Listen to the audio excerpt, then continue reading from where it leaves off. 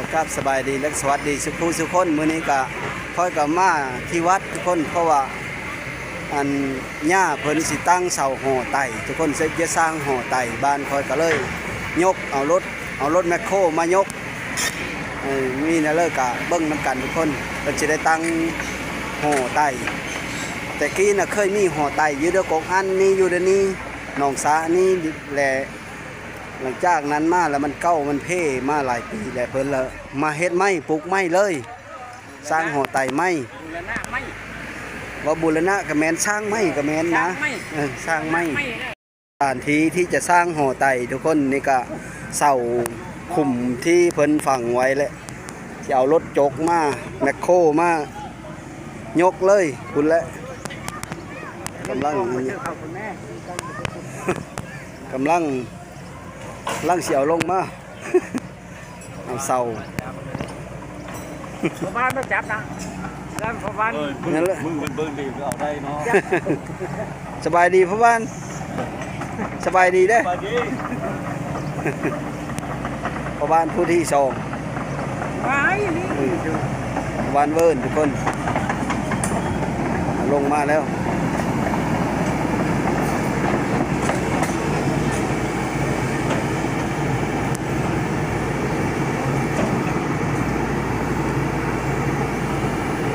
ว่างไว้คุณชาวบ้าน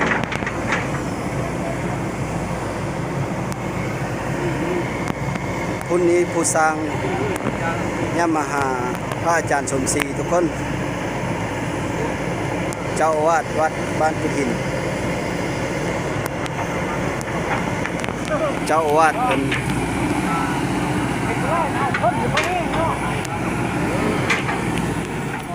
คุมเป็นกระเซาะเงินแต่ละคุมเป็นกระเซาะเงินเหรียญเงินนี่แหละดูพันเลยพากันเซอร์เพื่อได้เซอร์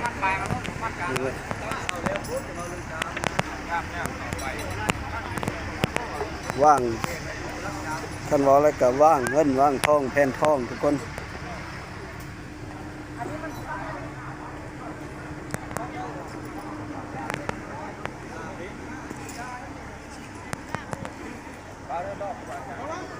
นี่แหละเสาทุกคน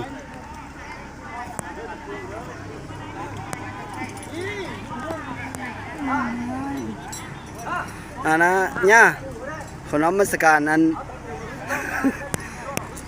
จักเสาทั้งหมดนะย่าเสาชงเสานี่แหละทุกคนย่าพระอาจารย์สมศรีเป็น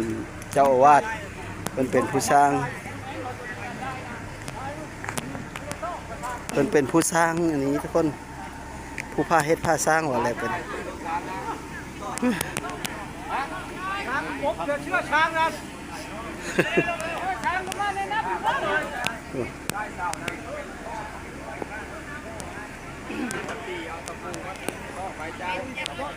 นี่ก็คือย่าแม่บ้าน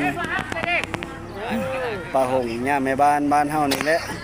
เป็นพุทธที่หนึ่งของบ้านเฮานี่แหละสบายดีเด้สบายดีพี่น้องเนาะเป็นผู้นำผ้าทุกคนแม่บ้านเป็นผู้นำผ้ากันอันเอาเงินผ้าห้องตีนเช้าห่อไตโดยบ้านเหมือนเมืองเฮาพากันพร้อมเต็งเฮงหน้ากันมาเอาเสาเงินมื้อนี้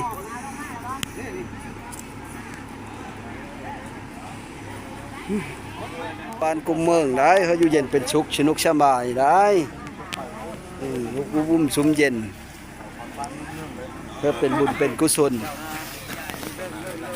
อะไรคนตอนนี้ก็กำลังสิยกเสาหรือว่าทำพิธีเอาเสาแห่ขึ้นนะเสาอันห่อไต่บ้านกุฎหินเมืองสะพรไปสวนเขตเอารถแมคโคร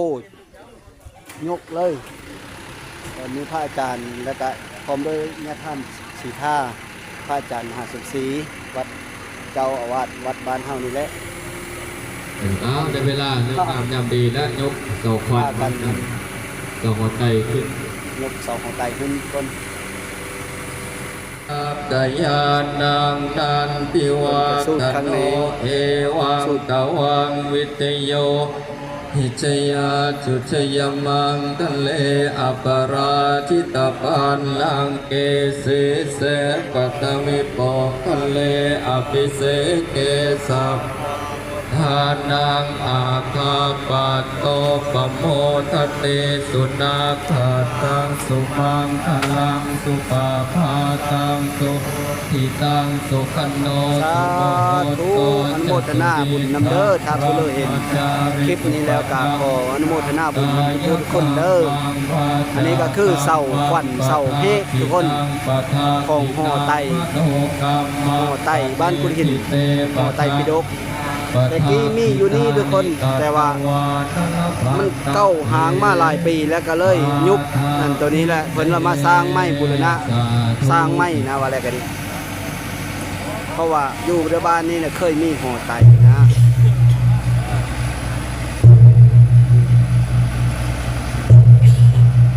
ชาวบ้านพักกันเอาลงคุมกันคน สาธุ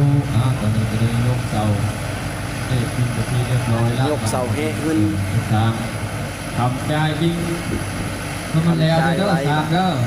อย่างปิ๊กก็มันได้แล้วทำใจไปรอดแต่เราดิ้นน้ำดังมันหนักสักวันนี้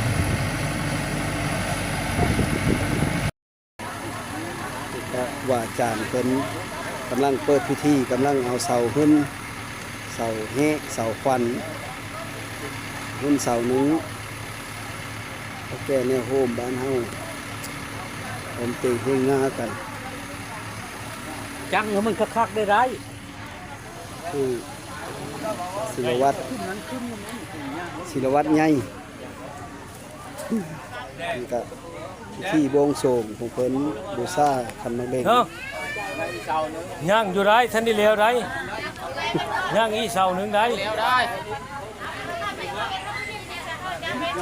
อันนี้ก็คือชุมออกต้นยันโยม ทางแล้ว ไม้ที่กองอยู่ที่เฮาเห็นนี่ก็คือไม้ห่อไตทุกคนเพิ่นกำลังสิสร้างบาแล้วก็เอาเฮือนเฮ็ดห่อไตหมดเลยไม้นี่ก็ดิไม้เส้นไม้ที่กองอยู่นี่ของไม้แดงนำมันนี่ก็คือเสาห่อไตทั้งหมดทุกคนเพิ่นออกต้นยันโยมเพิ่นซื้อมาต้นละ 2,000 บาททุกคนต้นหนึง 2,000 บาทมาโมทนาเพื่อสร้างห่อไตบ้านเฮานี่แหละนี่ก็คือไม้ที่ไม้เสาห่อไตและทุกคนออกต้นยันโยมกันช้อยกัน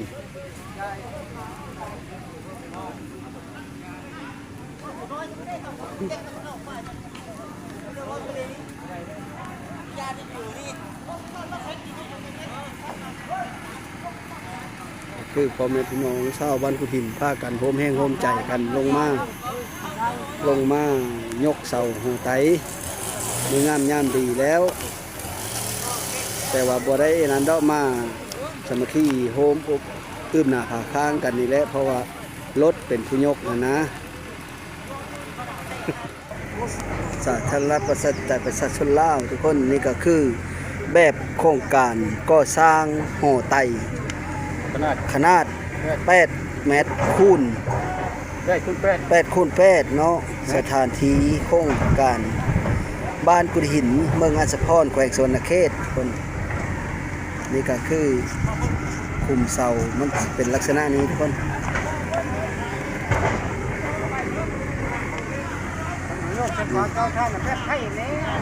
ไตเป็นแบบนี้ทุกคนเพื่อดีโดนนะเป็นแบบนี้ทุกคนทำสำเร็จแล้วก็สิเป็นแบบนี้นะนี่ก็คือหัวไตแต่ว่าเพิ่นก็ยังสิแอมฝางและหาหูมันเป็นแบบนี้นะโครงหางสิเป็นลักษณะนี้ทุกคนอันนี้ก็คือบรรยากาศอยู่ในวัดทุกคน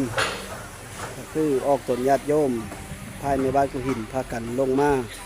พร้อมติ่งหิงหน้ากันลงมาคำมาย่อมาตุ้มมาโฮมกันและยกห่อไตนี่ก็คือกุฏิวิหารที่เพิ่นอยู่สุมือนี่แหละบรรยากาศรอบๆอยู่ภายในวัดทุกคนค่อยสีเขาเบิ้ง หัวแจกยังบ่ได้สร้างหัวไตก่อนหัวแจกยังใสหัวแจกบ่ฮ้านอยู่อันนี้ก็คือไม้ที่สิสร้างหัวไตนี่แหละพูนเพิ่นยกแล้วพูน นี่ก็คือต้นไม้ภายในวัดทุกคนบรรยากาศรอบๆพอสิเฮาเบิ่งก็คือหัวแจกทุกคนหัวแจกบ้านพุทธินหัวแจกยังใส่หัวแจกมูนอยู่ทุกคนมูนตะปูผู้ละสร้างยังพอได้ใส่ยังได้ทำบุญทำทานอยู่ก็เลยไม่ได้เลิศร้อนปันเลิศร้อนก็คือห่อไตที่บอกเคยมีเลยเคยมีแต่ก้อนแหละแต่ว่าตอนนี้น่ะได้อันนั้นแล้วนะได้หางล่ามาหลายปีแล้วก็เลยเฮ็ดไม่อีกทุกคนเบิ่งน้ำกันเพิ่นยกเสาไป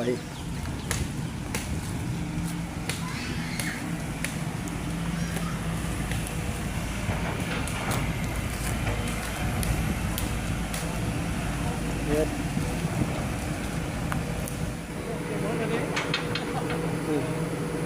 กระลิงอีกระลิงอีบ่ได้แรงแล้วมันสิโคตรได้จับแน่นๆจับแน่นๆบักลา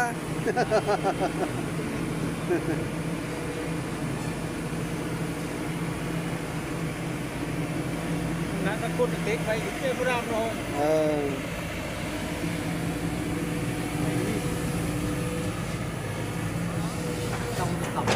ลืม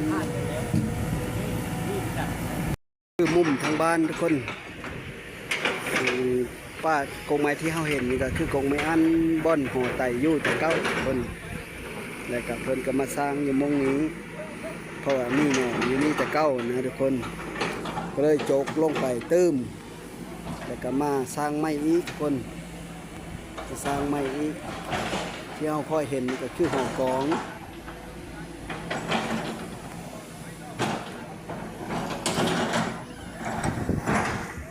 นี่ค่อยเป็นสางโบกสางก้อสางปูนสางไหมทุกคนค่อยฮับเมาให้กำแพงมีตะก้อนเนี่ยนะว่าง10 กว่าปีผ่านมาค่อยเป็นผู้ฮับกำแพงนี่ค่อยเป็นผู้เฮ็ดทุกคนตะก้อนมันจะมีหลักตายในนี้แหละแล้วค่อยมาเฮ็ดแล้วค่อยมาเงาะหลักตายวัดตะกี้ค่อยเป็นผู้เฮ็ดนี่มีแน่นอนเงินค่อยน่ะเป็นไรวะค่อยฮับเมานะทุกคนเป็นวัดหอมจิบต้นพุนและ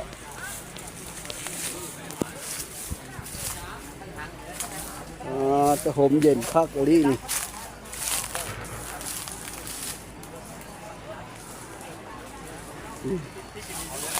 หอมเย็น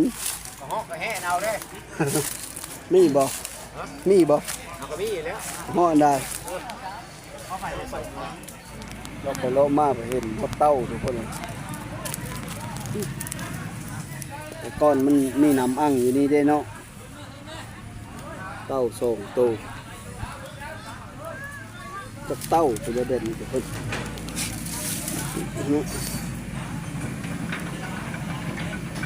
เต้า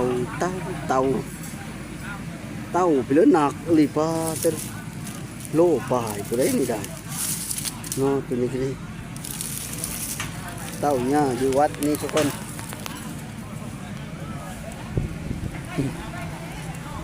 ก็สิเลิกอยู่แถวนี้ก็6อยู่นะแถว5 ไม้ 5 ตอกมันนี้ก็เต้าวัด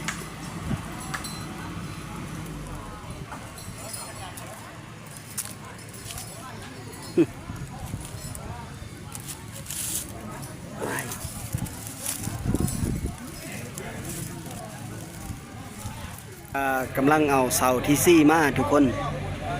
เอาเสาที่4มาเสาที่2ที่3ที่4บ้านตอนนี้กำลังเอาเสาที่4ลงบ้านนี่ก็ดีพอบ้านผู้ที่3ผู้ที่4นำผ้า ชุดสีมาจะเป็นผู้นึง พอบานเป็นผู้นำผ้าได้นี่เด้อ นี่หัวหน้าเพิ่นอันนี้หัวหน้าเป็นบ้านกันท่าน้ำผ้ากิน พอบานจันท่า ตัวนี้เฮ้ยหัวหน้าปกสคนนี้นะน้ำผ้าง่ายคนได้ โอเคเนาะตอนนี้ก็กำลังเอาเสาที่7มาทุกคนเสาที่7เสาโหไตยกเสาที่7ทุกคนสร้างโหไตปิฎกขึ้นคือว่าพุทธธรรมคำสอนของพระพุทธเจ้าตะเก้าตะกี้ผู้ใดทุกคนหนังสือก็อยู่เทิงกุฏิผู้ใดสุมือนี่ก็มีหนังสือใบลบหนังสือใบล้านตะกี้ตะเก้าผู้ใดเป็นพูกอยู่ทุกคนก็เลยเพิ่นเลยได้สร้างโหไตไว้เพื่ออนุรักษ์เพื่อคนรุ่นหลังได้เห็น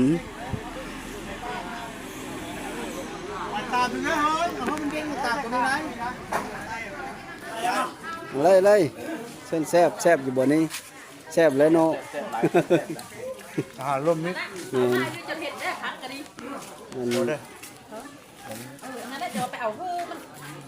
พักเทงกินข้าวเทงทุกคนมีมดเนาะทั้งก้อยปูก้อยปลา กินร่มมิดเลย เห็นแล้วลังนี่ก็กุฏิคนกุฏินั่นแล้วกุฏิยังแต่หัวไตกุฏิก็กำลังสร้างอยู่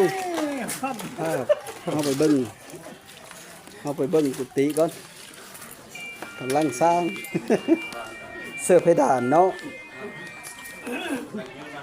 ทางคนกำลังเสื้อเพดานเฮ้ยคนนี่ก็คือเพดานกุฏิ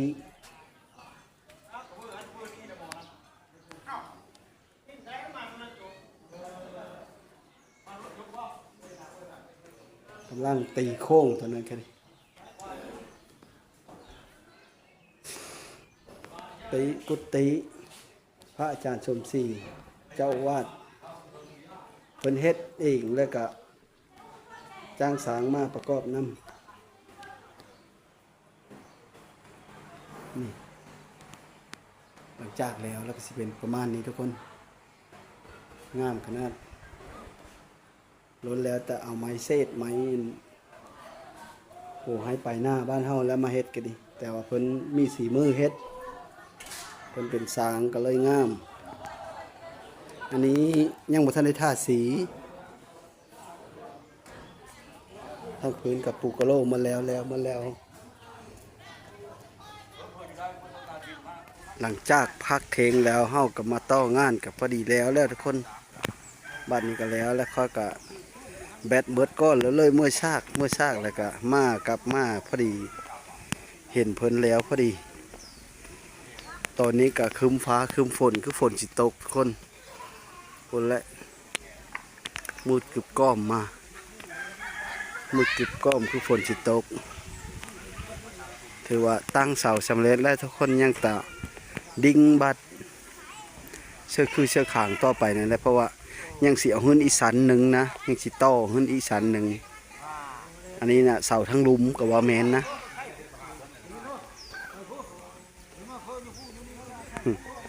ยังแต่ครูบาอาจารย์กับ